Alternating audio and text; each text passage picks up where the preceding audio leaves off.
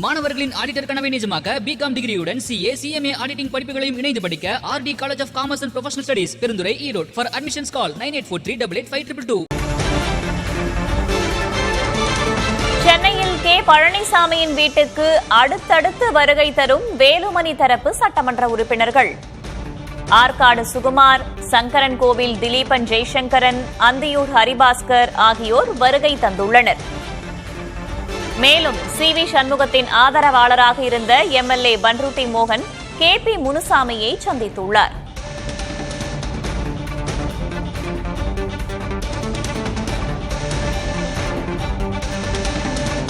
கூடுதல் விவரங்களை வழங்குவதற்காக செய்தியாளர் முருகேசன் இணைந்திருக்கிறார். முருகேசன், கே பழனிசாமியின் இல்லத்திற்கு தற்போது சி.வி. சண்முகம் தரப்பு ஆதரவு சட்டமன்ற உறுப்பினர்கள் யார் யாரெல்லாம் வந்திருக்கிறார்கள், யார் யாரெல்லாம் வரப்போவதாக தகவல் இருக்கிறது? தற்போது உள்ளே ஆலோசனை நடைபெற்று வருகிறதே, அங்கு யார் யாரெல்லாம் பங்கேற்றிருக்கிறார்கள்?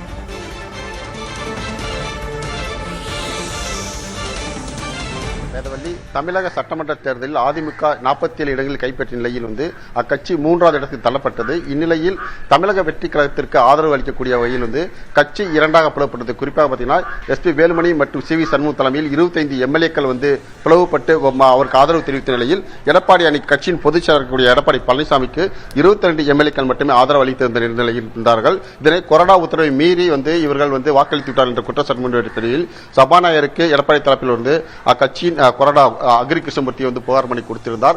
90 நாட்களுக்குள் அதுக்கான முடிவு எடுக்க வேண்டும் என்று ஒரு உத்தரவிருக்கிறது. இந்நிலையில் அதாவது கட்சியிலிருந்து ஒருவர் பிரிந்து செல்லக்கூடிய 3 ஒரு பங்கு பிளவுபட்டால் மட்டுமே அவர்கள் கட்சி தாவல் தர சட்டத்தில் பிரிந்து போக மாட்டார்கள்.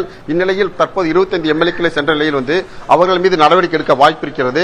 இதனால் இதன் காரணமாக நடைபெற்ற பேச்சுவார்த்தையில் 2 தரப்புமே சமரசமாக செய்து கொள் முடிவு வந்திருக்கிறார்கள். குறிப்பாக எடப்பாடி பழனிசாமி தரப்பில் அவர் கொடுத்த புகாரை சபாநாயகர் வாபஸ் பெறுவதும், அதே போன்று சி.வி. சண்முகம் தரப்பில் கொடுக்கப்பட்ட புகாரை வாபஸ் பெறுவதும் போன்று பேச்சுவார்த்தை நடந்த நிலையில் தற்போது திடீரென்று இந்த இடத்தில் கிட்டத்தட்ட 4 எம்எல்ஏக்கள் கிட்டத்தட்ட பாத்தீங்கன்னா அந்தியூர் ஹரிபாஸ்கர், அதேபோல் சுகுமாரன், ஆற்காடு சுகுமாரன், சங்கரன் கோயில் எம்எல்ஏ 3 பேர் இங்கு எடப்பாடி பழனிசாமி அவரை சந்தித்திருக்கிறார்கள். அதே போன்று கே.பி. முனுசாமி அவர் இல்லத்தில் பன்ருட்டி எம்எல்ஏ மோகன் அவரை சந்தித்திருக்கிறார்கள்.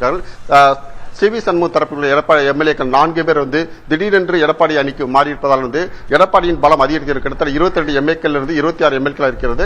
சி.வி. சண்முகம் தரப்பிற்கு பாத்தீங்கன்னா 25 21 குறைந்திருக்கிறது. இருப்பினும் தொடர்ந்து பேச்சுவார்த்தை நடைபெற்று இருவருமே சமரசமாக செல்லக்கூடிய வாய்ப்பு இருப்பதாக கூறப்படுகிறது. வேதவள்ளி, மறுபுறம் சற்று நேரத்திற்கு முன்னதாக சபாநாயகரை நேரடியாக சென்று சந்தித்திருக்கிறார்கள் சி. விஜயபாஸ்கர், கே.பி. அன்பழகன் உள்ளிட்டோர். அவர்கள் சபாநாயகரை சந்தித்து வலியுறுத்தலை முன்வைத்திருக்கும் நிலையில் பழனிசாமி தரப்பில் அடுத்த கட்ட நகர்வாக என்னவெல்லாம் முன்னெடுப்பதற்கான வாய்ப்புகள் இருப்பதாக கட்சி வட்டாரங்கள் சொல்றாங்க. முருகேசன்,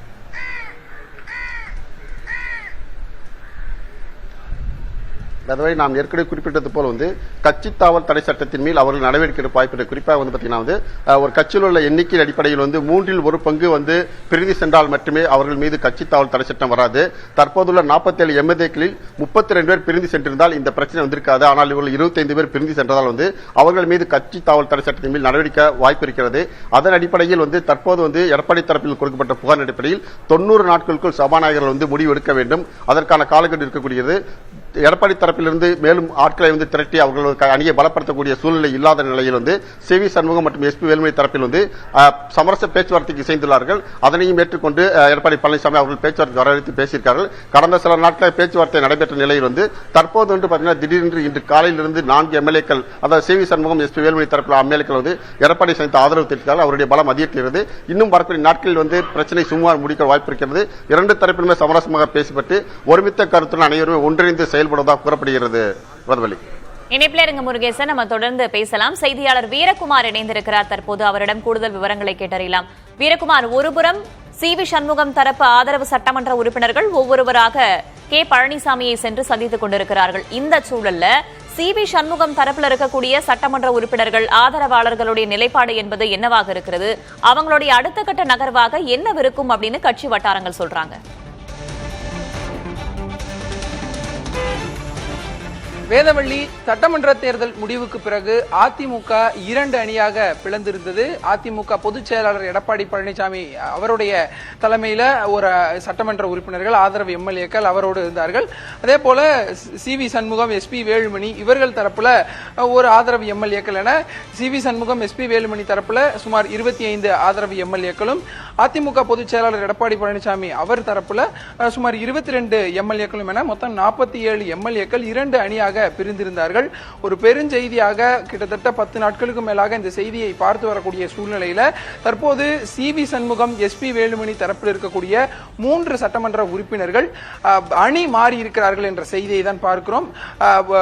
சற்று முன்பாக அதிமுக பொதுச் செயலாளர் எடப்பாடி பழனிசாமியை அவருடைய ஆதரவாளர்களை 3 பேர் சுகுமார், பெருந்துரை ஜெயக்குமார், பன்ருட்டி மோகன் உள்ளிட்டோர் சந்தித்து அவர்களுடைய அணியை மாற்றி இருக்கிறார்கள் என்ற ஒரு செய்தியை பார்க்கிறோம். இப்படி இருக்கக்கூடிய சூழ்நிலையில தான் சற்று முன்பாக C. Vijayabaskar, KP. Anbazhagan, CV. Shanmugam, S P. Velumani தரப்பு ஆதரவு நிலையில் இருக்கக்கூடிய சட்டமன்ற உறுப்பினர்கள், முன்னாள் அமைச்சர்கள் தலைமைச் செயலகத்தில் சபாநாயகரை சந்தித்து பேசிட்டு வந்திருக்கிறாங்க.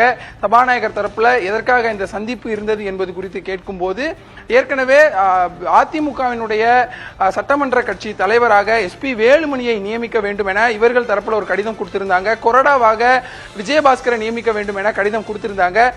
அதை உடனடியாக பரிசீலித்து எங்களுடைய மனுவை ஏற்றுக்கொள்ள வேண்டும் என தெரிவித்ததாகவும் கூறுகிறார்கள். அதே போல தமிழக வெற்றி கழகத்திற்கு ஆதரவு நிலைப்பாடு அந்த தீர்மானத்தின் போது அதிமுக 2 நிலைப்பாடு எடுத்திருந்தாங்க. 25 எஸ்.பி. வேலுமணி, சி.வி. சண்முகம் தரப்பு 25 எம்எல்ஏக்கள் தமிழக வெற்றி கழகத்திற்கு ஆதரவு என்ற நிலைப்பாட்டை எடுத்திருந்தாங்க. அதிமுக பொதுச் செயலாளர் எடப்பாடி பழனிசாமி தரப்பு 22 எம்எல்ஏக்கள் தமிழக வெற்றி கழகத்திற்கு எதிரான நிலைப்பாட்டில் தீர்மானத்தில் இருந்தாங்க. இப்படி இருக்கக்கூடிய சூழ்நிலையில சட்டசபையில தமிழக வெற்றி கழகத்திற்கு ஆதரவு நிலைப்பாட்டில் 25 சட்டமன்ற உறுப்பினர்கள் எடுத்த நிலையில் இப்போது அவர்களில் ஒரு சிலர் பின்வாங்கினால் அவர்கள் வெளியாகியதாக கணக்கில் வராது என இவர்கள் தரப்புல சபாநாயகரை சந்தித்து முறையிட்டதாகவும் தெரிவிக்கிறாங்க. எங்கள் தரப்பில் 25 எம்எல்ஏக்கள் தமிழக வெற்றி கழகத்திற்கு ஆதரவு தெரிவித்தது அதே நிலையில் தான் இருக்கிறாங்க.